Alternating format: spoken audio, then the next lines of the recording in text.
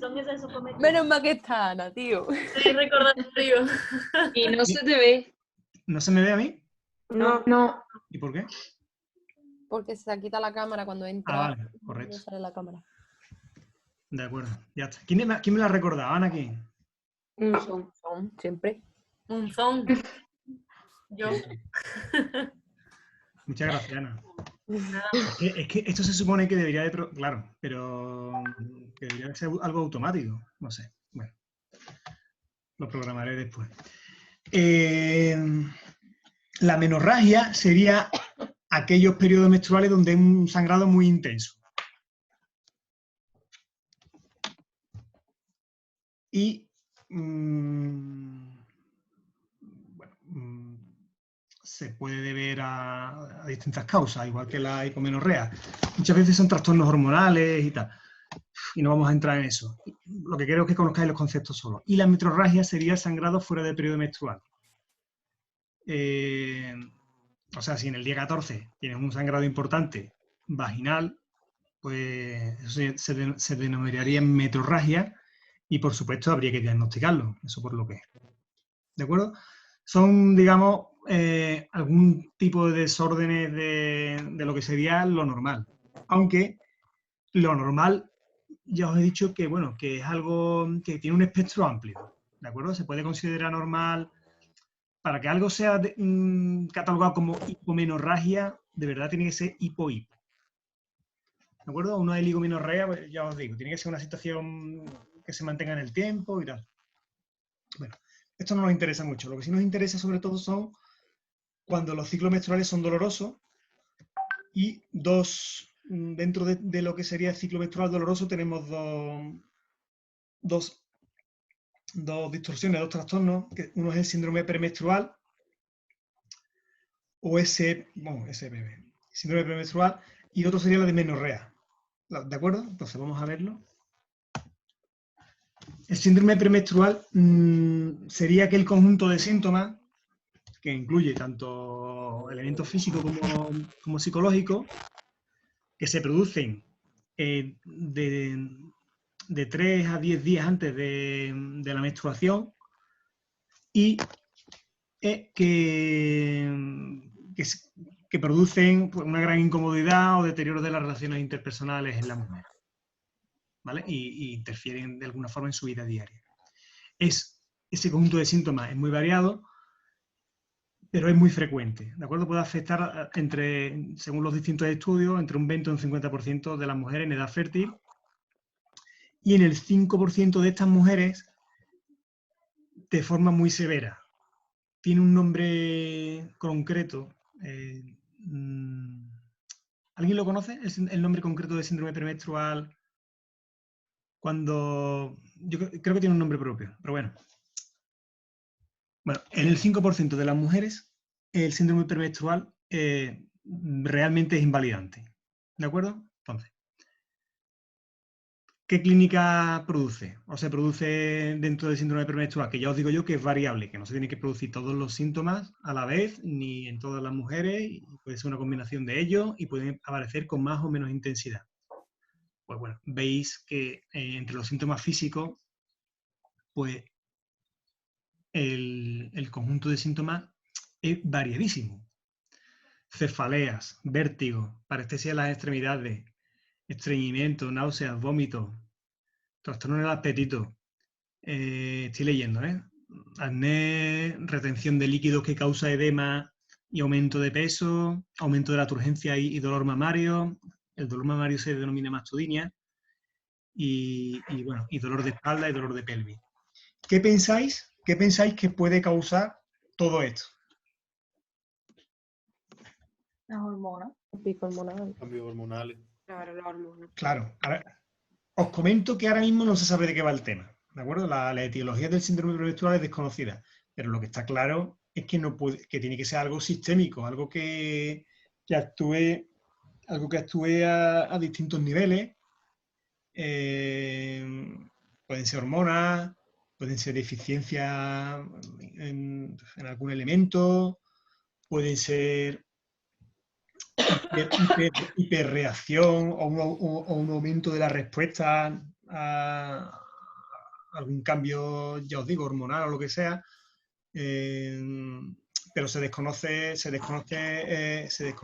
la causa porque, bueno, porque muchas veces hay algunos de estos elementos algunos de estos síntomas que no se explican muchas veces con estos cambios hormonales, ¿de acuerdo? Entonces, o muchas veces se ha visto que, bueno, que se habrá visto, me imagino, que en mujeres en los cuales, pues, estos cambios hormonales no son distintos que en otras mujeres que no refieren estos síntomas, con lo cual, bueno, pues habrá ahí algo multifactorial y, bueno, el hecho es que se desconoce el tema. Aparte de los síntomas físicos, hay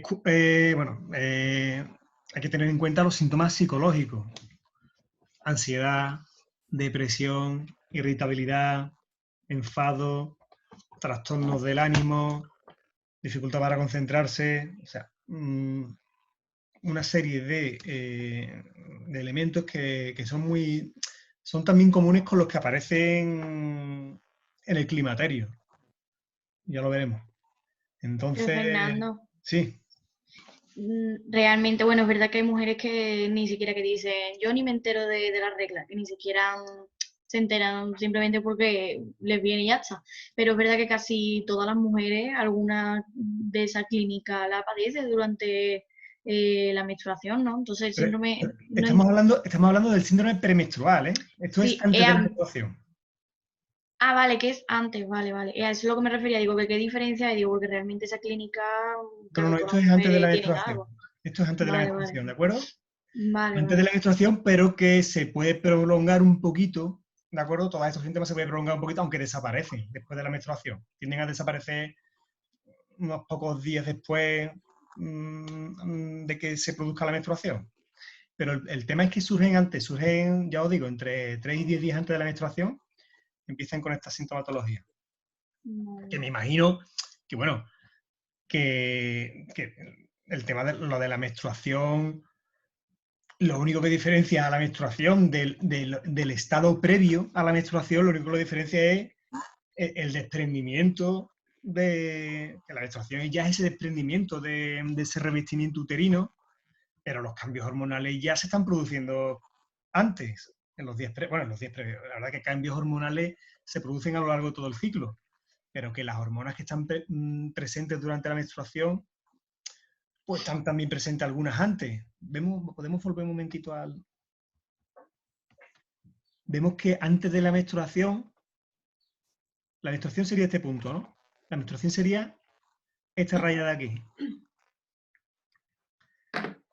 Pues lo que vemos aquí, entre 7 y 10, pues a lo mejor es una caída en algunas de estas hormonas, progesterona y estradiol, que no sé si en algún momento puede explicar, ya os digo, no se sabe. Lo vamos ahora nosotros aquí a explicar una cosa que los mismos que se dedican a investigar esto y son especialistas, pues no se lo han encontrado.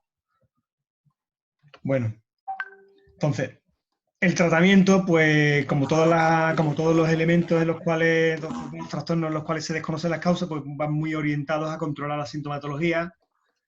En ese sentido, pues tratamiento farmacológico, muchas veces con suplementos hormonales, psicoterapia, el tema de fisioterapia y ejercicio, a quien le venga bien, porque muchas de estas cosas es probar a ver qué le viene bien y bueno, y que cada uno se vaya haciendo su propio plan. Bueno, Fernando, dime. es que me quería preguntar, si tú lo supieras, de cuando me pasó a mí lo de la operación, cuando estaba contigo de práctica. Ofu. No, a ver si. No, a ver. No me acuerdo de la operación, pero de todas formas, tú quieres No, hablar. No sé, es que no lo sé. Yo no me da recuerdo la igual, operación. yo creo que ellos ya lo saben, vamos, yo vine con los puntos a clase, o sea que tampoco. Es que no recuerdo la cirugía de qué fue. Claro, a mí por lo que me explicaron después, porque claro, en el momento no me lo explicaron. Cuando fui a la revisión me dijeron que era que cuando se desprendía del cuerpo lúteo el óvulo como que sangraba un poco. Echaba una gota de sangre y que esa sangre, esa hemorragia se tendría que controlar, el cuerpo la tendría que controlar. Y que mi cuerpo no la controló. Y le dije, bueno, ¿pero por qué? Y me dice, es que has tenido mala suerte. Y eso fue lo que me dijeron. Ya, yo que sé, no tengo ni idea. Primero, Que no sé tengo- si tiene algún de eso hormonal o... es que no tengo ni idea ni con las palabras que te han explicado de cuál es el problema, porque no lo No, entiendo. básicamente, de tanto sangra, crea una hemorragia interna, vaya, básicamente. Pero tanto sangrar durante la menstruación. No, Es que cuando, la ovulación desde, está en desde la el otra óvulo, punta del ciclo de la menstruación. pues Entonces, el óvulo, al salir, echaba un poco de sangre y se quedó, por lo visto, la sangre goteando, no sé cuánto tiempo. tú te refieres que en esta imagen el óvulo al salir echaba un poco Sí, de sangre. eso me dijeron. Y que, claro, que mi cuerpo no había parado esa hemorragia y que eso había estado echando sangre, no saben cuánto tiempo, hasta que creó una hemorragia interna. Que yo eso no sé, que no lo entiendo, Rocío. ¿Y esa sangre a dónde va? ¿Sabes? Pues Se supone que el ovario está dentro de peritoneo. sí, tuve un hemoperitoneo, es lo que me diagnosticaron. Sangre en el peritoneo, básicamente. Lo que hicieron fue quitar la sangre y cerrar la hemorragia que tenía en el Yo, ovario. yo os voy a decir una cosa, mis conocimientos son muy limitados con respecto Ya digo, no sé. No quiero darme la de que me sé algo que no me sé, ¿de acuerdo? Entonces, hija mía, no tengo ni la más remota idea. Mm, Yo tendría que ver el informe y después, viendo el informe, seguramente empollarme exactamente de a qué se refieren con las palabras y Es que los muchas diagnósticos. veces, tú sabes, hasta los médicos te tratan de tonta hasta que le dije, mira, que yo pertenezco a la sanidad, ¿sabes? Me puedes hablar con cosas técnicas, gracias. Claro, pero para eso tienes que, en el informe es donde tú puedes encontrar esa información. Por muy, por mucho que te digan a ti de forma, digamos, oral, muchas veces no se explican bien las cosas y se hablan de que, no sé, como se te ha despegado las carnes del hueso o lenguaje Sí, tal. también me lo dijeron.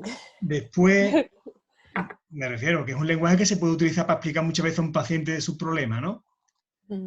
Pero tú cuando vas a ponerlo por escrito no escribes eso. Tú ya Sí, escribes claro, a mí me pone con un hemoperitoneo, lenguaje profesional, no para que te entienda el paciente, sino para que te entiendan otros otro compañeros profesional. tuyos. Sí, sí. Entonces, mira tu informe y que ahí debe de tener un diagnóstico. Sí, es que no sale, lo que no sale es el por qué. A ver, Bueno, a mí entre comillas me queda claro, y no tienen ni idea del por qué, y dice, no, te mandamos pero no te ha vuelto pastilla a pasar, ¿no? No, claro, me dice, te mandamos pastilla anticonceptiva para que no ovule, pero yo no sé si ovulo vuelva a pasar, no lo sé. Ya. ¿Cuándo? A saber, Me imagino que en algún momento tendrás que que comprobarlo. mirarlo, ¿no? Sí. O sea, estás tomando pastillas anticonceptivas para... Es uno de los Para eso. tratamientos que se manda para el tema del síndrome premenstrual o para el tema de la dismenorrea, Mm. los anticonceptivos. Porque muchas veces mantienen ciertos niveles de hormonas que, bueno, y coincide con que hay una mejoría clínica de la paciente. Bueno, no sé, Rocío, no tengo ni idea. No tengo ni idea del por qué, no tengo ni idea. ¿Vale? Vale. Venga. Bueno, la dismenorrea sería no es no es un conjunto de síntomas como era el síndrome premenstrual. La dismenorrea básicamente es el dolor asociado a la menstruación. ¿De acuerdo? Que también, como el síndrome premenstrual, pues es bastante frecuente y quizás incluso más. ¿De acuerdo? Esta dismenorrea pues se ha clasificado como primaria o secundaria, pues, dependiendo de su causa. La dismenorrea primaria pues es aquella que se tiene, es aquella dismenorrea, bueno, que se produce desde en cada paciente, desde que tiene la regla, refieren ese dolor durante la regla, no se conoce la causa clínica, pero se sospecha que tiene que ver con el aumento en la prostaglandina F2 y algún otro compuesto algún otro neurotransmisor y tal, que produce una hipercontractibilidad o isquemia uterina y bueno, y eso produce de algún modo el dolor asociado a la regla. Esa sería la dismenorrea primaria. Y, bueno, es un dolor que seguramente pues, será muy variable de una mujer a otra, pero que se refiere en el abdomen bajo y se puede irradiar muslo, se puede irradiar pelvis, se puede irradiar zona lumbar y bueno, a veces por lo que se ve puede estar asociado a náuseas, vómitos, etc. Bueno, entonces,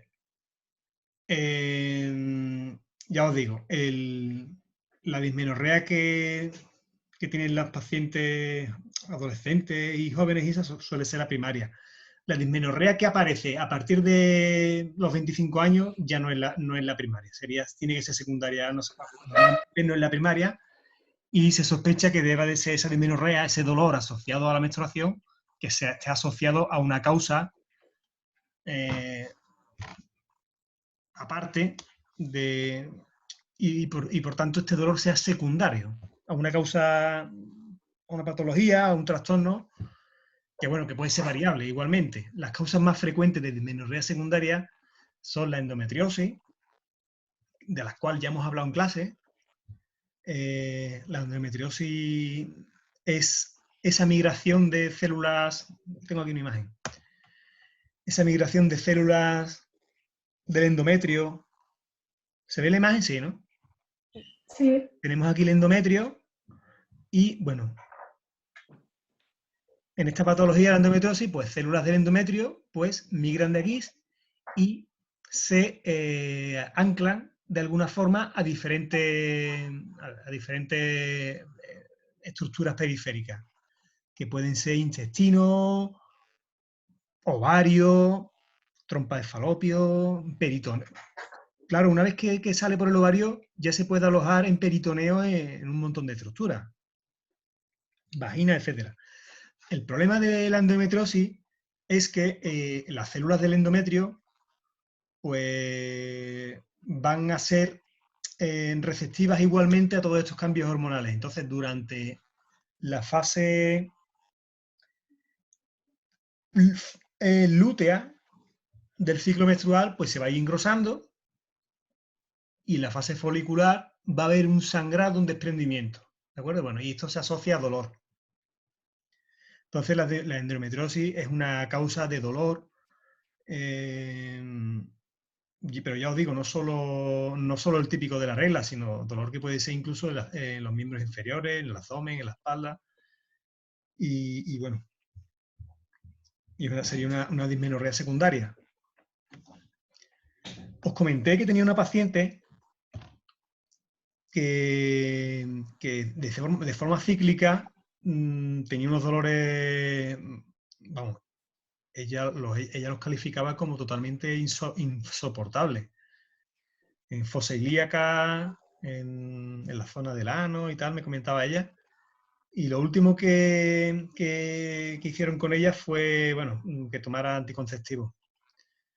Y bueno, yo quedé con ella en que si le funcionaba que me lo dijera, porque la verdad es que la misma ginecóloga dudaba que fue la endometriosis. Pero la verdad es que yo no sé por qué. Y el tema ese de los anticonceptivos pues, fue una cosa como por probar. Pero ha venido todo este problema y no sabemos qué ha sido esta mujer. Cuando vuelva, a ver si lo averiguamos. Bueno, y la otra causa de dolor menstrual, o sea, durante la menstruación, de dismenorrea, la presencia de miomas. O sea, la otra causa frecuente, porque causas hay muchas. Y miomas, pues nada, los miomas son la presencia de estos quistes se ve, ¿no? En la zona de, bueno, en el útero, digamos.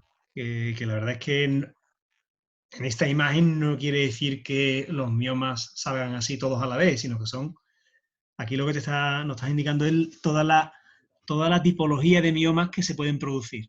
¿De acuerdo? Hay algunos que se producen dentro de las paredes del útero, hay algunos que son pedunculados, hay algunos que son pedunculados externos, otros que son por la mucosa interna y pueden asomar por la vagina, etc.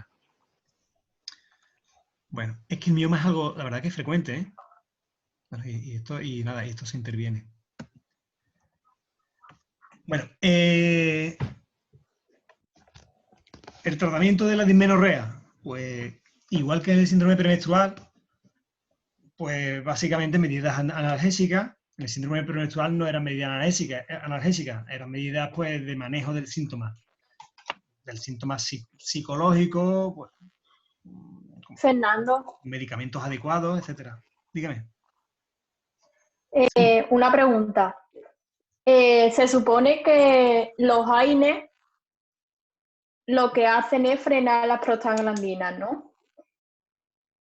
Entonces, si tú tomas AINES y estás frenando las prostaglandinas, se supone que las prostaglandinas son necesarias para reducir la inflamación, ¿no? Bueno, en este caso, pues no tengo ni idea. Yo lo que sé es que muchas mujeres, cuando están con la regla, se toman un ibuprofeno. Sí, Pero, lo que pasa es que yo hace poco leí un artículo sobre esto y ponía que no se debían tomar por el tema de que frenaba las prostaglandinas y a largo plazo podían provocar una inflamación crónica. Te pregunto a ver si es verdad o no. sin embargo, tiene un efecto antiinflamatorio, ¿no? Sí, por eso te pregunto. Yo tendría que hacer una búsqueda del mecanismo de acción de los antiinflamatorios, exactamente cuál es su efecto a nivel fisiológico. Y bueno, pero esto que me has dicho tú es de un artículo que has leído, ¿no? O sea, que es algo, una hipótesis que hay o algo, está Sí, sí. comprobada. Pues ya, pero parecería que entonces hacen justo lo contrario de lo que deberían, ¿no? ¿Qué? Que parecería entonces que hacen lo contrario de lo que deberían, ¿no? Según lo que me estás comentando. Claro, sí, según el artículo, lo que provocaría es que a largo plazo pudiera aparecer una inflamación crónica y una fibrosis en el endometrio, porque lo que corta es las prostaglandinas y se supone que las prostaglandinas son necesarias para reducir por sí sola la inflamación. Es lo que decía el artículo. Pues ni idea. En cualquier caso, siempre que sea posible, se recomiendan, aunque no sé si el paracetamol tiene algún otro tipo de contraindicación o de efecto indeseable, pero normalmente ha pasado también con este tema del coronavirus, que se ha recomendado, bueno, no sé si fue aquí no lo hablamos, que se ha recomendado que no se tome antiinflamatorios, no se tomen ibuprofeno, no se tome estos medicamentos, porque de alguna forma parece ser que creo que lo que comentaba era que disminuía de alguna forma las defensas del cuerpo ante el virus. No sé si ese era el mecanismo de acción que le adjudicaban a los antiinflamatorios. Al final, las pacientes que tomaban antiinflamatorios, porque sabéis que bueno, que cuando alguien tiene una viriasis y cursa con fiebre y tal, se le mandan antipiréticos, y los antipiréticos pues son dos, son el paracetamol o son los antiinflamatorios. Normalmente, no sé, los niños que tienen fiebre o se le da Dalsi o se le da el otro líquido rojo, que no me acuerdo cómo se llama. Apiretal. La pirital, que la pirital es paracetamol. ¿De acuerdo? Entonces, en este caso del coronavirus, no sé, ¿alguno lo ha leído o qué? Porque yo creo que... Sí, que recomendaban que había jóvenes que les había ido la enfermedad peor por tomar ibuprofeno. Yo que estuve leyendo. Esto salió y no ha salido con el coronavirus. Esto creo que ha sido algo previo. Que había un autor, me parece que fue algo del gobierno francés o una revista francesa o tal. Y era algo que estaba en Europa, estaba a expensas de un dictamen de un organismo concreto para saber si esto era, porque había, digamos, evidencia contradictoria con respecto a esto. Pero claro, si tú tienes una cosa que no tiene efectos secundarios y otra cosa que es sospechosa de que sí, o incluso que sea perjudicial, y las dos hacen lo mismo, o se les presupone que hacen lo mismo, pues normalmente lo inteligente sería tomar lo menos nocivo, ¿no? Lo más seguro, digamos. Entonces, pero me parece a mí que el paracetamol, aunque se le adjudiquen el mismo efecto analgésico y tal, pero yo creo que tiene menos. No sé, hay mucho. Yo me acuerdo cuando mis hijos han estado malos, que el Dalsy para mí que le hacía más efecto que la piretana. Pero bueno, claro, yo hablo de mi caso concreto. Sabéis que los estudios se hacen en poblaciones amplias y es donde se deben de conseguir. A mí, por ejemplo, es al revés, Fernando, me viene, a mí cuando tengo fiebre o me duele la garganta o lo que sea, por un resfriado, me viene mejor el paracetamol que el ibuprofeno. Ya, por eso te digo, Es totalmente al revés. para que veáis que al final los estudios se tienen que hacer en poblaciones grandes y las conclusiones se tienen que hacer en base a muestras adecuadas, no en base a un caso concreto. Porque los casos concretos son esos, casos, no es ciencia. Bueno, pues entonces, manejo de síntomas, en este caso de la dismenorrea, pues manejo del dolor con medidas de tipo médico, farmacológico, o con calor local, con TENS, incluso con acupuntura o incluso con terapia manual. No he mirado a ver si hay algún estudio de terapia manual y dismenorrea. ¿Pensáis que puede haber algo? Algo habrá. Puede ser. Yo ¿Estoy creo que compartiendo? sí. ¿Eh? Sí, Seguramente sí. habrá Sí, algo. está Yo creo que sí. compartiendo. Yo creo que tiene que haber algo. Lo que pasa es que no. Uy, un momentito.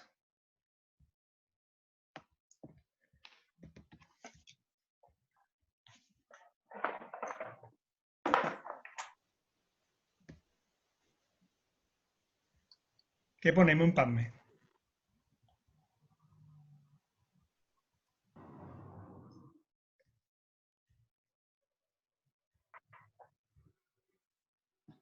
Vamos a hacer una cosa. Vamos a.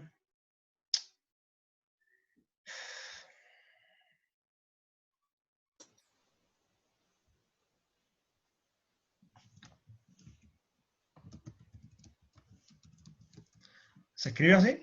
Ni idea, ¿no?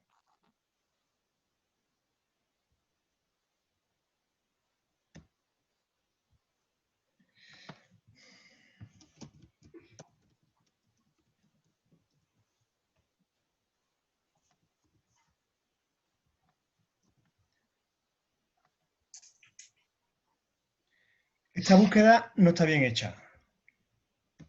¿De acuerdo?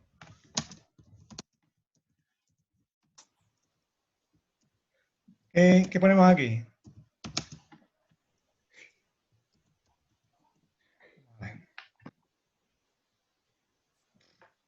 Bueno, no estoy seguro de que la palabra sea esta. Vamos a hacer una cosa. Alguien lo ha dicho por el La ha chat, puesto pero Juan en el chat. creo Míralo. que tiene una H. Mira el por algún chat, lado. sí.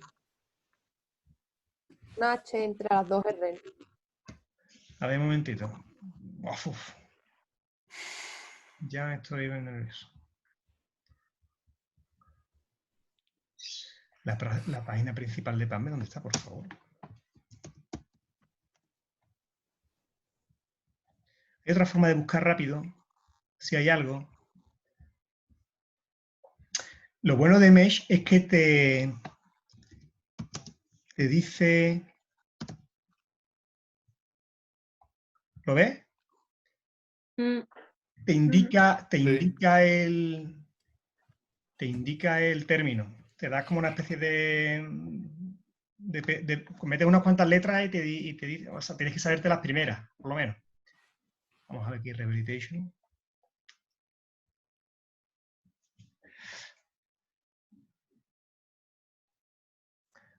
Aquí había una cosa que era Rehabilitation, o me lo he imaginado yo.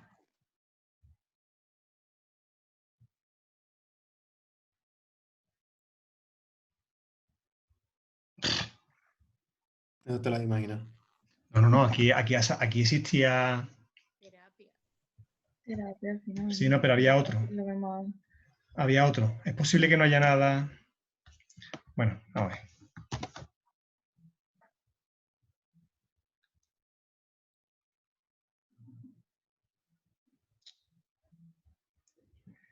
Volvemos atrás.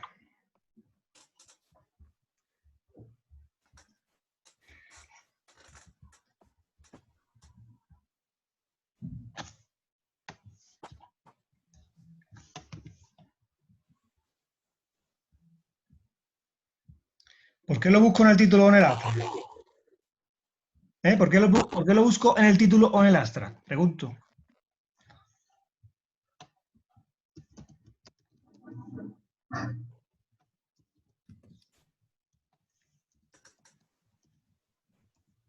Porque puede que dentro del artículo lo comenten, pero no tenga nada que ver, ¿no?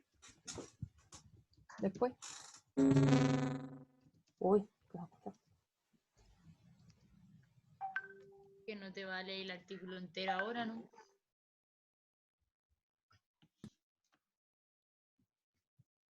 Bueno, vemos que hay evidencia. ¿De acuerdo?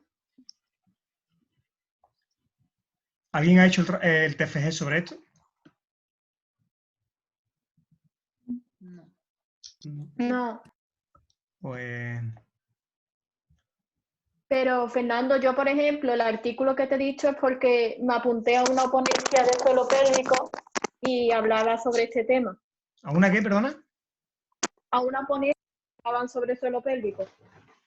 Ah, sí, ¿no? Sí. Yo me imaginaba que alguna evidencia tiene que haber, sobre todo por temas de TENS y tal, seguramente se ha estudiado. Yo ya lo que no sé si la hay sobre terapia manual, ¿de acuerdo? Y la verdad es que no sé. ¿Veis cómo de TENS hay muchas? Sobre todo. Sí. Pero de terapia manual creo yo que no hay tantas. Sabéis que, bueno, sabéis, yo no sé si lo sabéis, pero en osteopatía, pues bueno, muchas veces se abordan cualquier tipo de problema médico, no médico, sino cualquier tipo de problema del paciente, pues se puede explicar de forma, en base a una cadena de lesiones, de tipo que se pueda de alguna forma trabajar con manipulando y tal, ¿no? ¿Eso lo conocéis? ¿Lo sabéis o no? Sí. Sí. Básicamente siempre hay un abordaje para estimular la formación de hormonas, que si podemos asociar el tema de la dismenorrea con algo de la hipófisis y ya eso nos daría pie a hacer un tratamiento de cráneo sacro o manipular alguna sutura, exactamente. Pero bueno, evidencia de poca.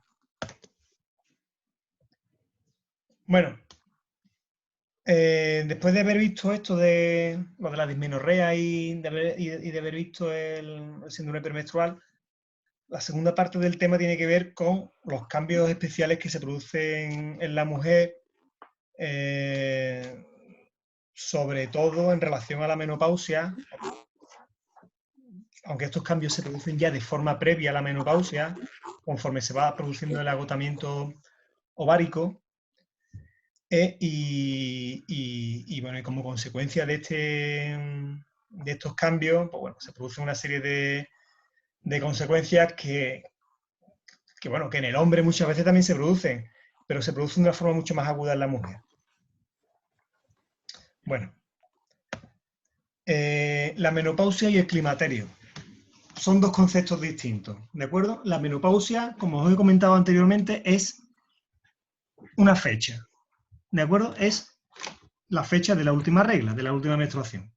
La edad media de la menopausia en el mundo más o menos está alrededor de los 50 años, aunque solo se considera precoz una menopausia si es antes de los 40 y solo se considera tardía, pues si todavía existen menstruaciones después de los 55, pues se considera que esa mujer va a tener una menopausia tardía.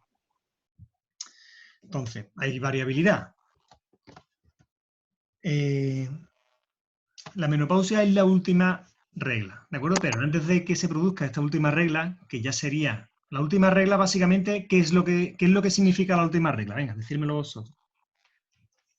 ¿Qué es lo que hay detrás de la última regla?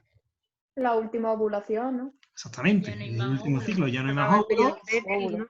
hay un agotamiento ovárico y ya, digamos, la última regla tiene que ver con el último óvulo. Ya una vez que no hay óvulo, ya no puede haber más reglas.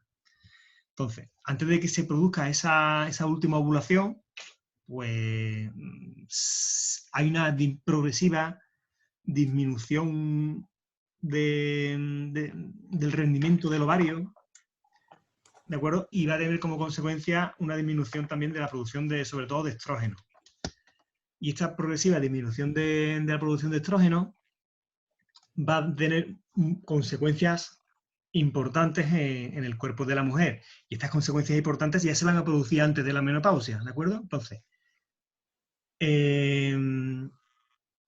a ese periodo de cambios progresivos que se producen en la mujer como consecuencia de la disminución de la producción de estrógeno y que se prolonga este periodo desde que empiezan a producirse esta disminución de estrógeno hasta la vejez, digamos, o sea, varios años después de la menopausia, para eso se le denomina el climaterio. ¿De acuerdo? Y dentro del climaterio pues, se puede hablar de premenopausia, perimenopausia y posmenopausia. ¿De acuerdo? Entonces, el climaterio es un periodo y la menopausia es una regla. Entonces, por eso, esto es importante porque